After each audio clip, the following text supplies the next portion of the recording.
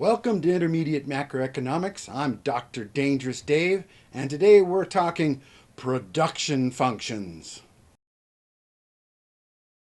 This is a production function. We'll see it often in Intermediate Macroeconomics. It says that national output, Y, is a function of capital, K, and labor, L. What do we mean by capital? Well, each year firms buy things to help them produce and sell their goods and services, like tools and machinery, or computers and software, or patents and licenses. Some of a firm's capital may have been produced by the firm itself. They may make their own tools or write their own software. In that case, that little bit of output didn't end up in the GDP because it went into the firm's capital stock. Labor in the production function is what it sounds like, the human component of producing goods and services. Usually this won't just be the number of workers, since some workers are more costly than others. It might be total wages paid, however. Sometimes you'll see labor in terms of the number of hours worked, where wages don't differ much from the average. We'll see this in an example from the agricultural sector in the video about constant returns to scale.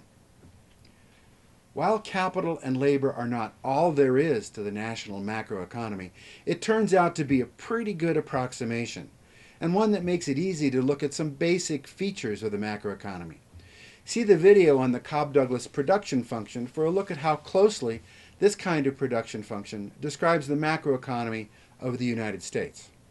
So what do we mean when we say production function? We mean all the features of the economy that turn capital and labor into output. The mojo, the secret recipe, that black box.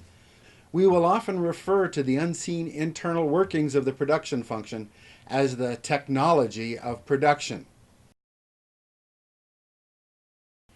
Here's something else we'll see often in intermediate macro.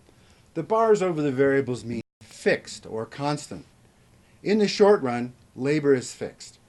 That is, unless a spaceship crash lands in the Mojave Desert, depositing 1 million new workers into our economy, the current labor force is all we have in the short run. Also in the short run, capital is fixed. Firms have been planning their current levels of capital for a long time and have already spent their current levels of investment. That is, there is no way for capital to change in the short run either. Now, the bar over output Y should not be interpreted as saying that we're holding output constant. No, it's telling us that output is constant. And this tells us something very important about the production function itself. Not only are labor and capital fixed, but the technology is fixed in the short run also. While there are many other possibilities for the national production function, we'll use this one for most of intermediate macro.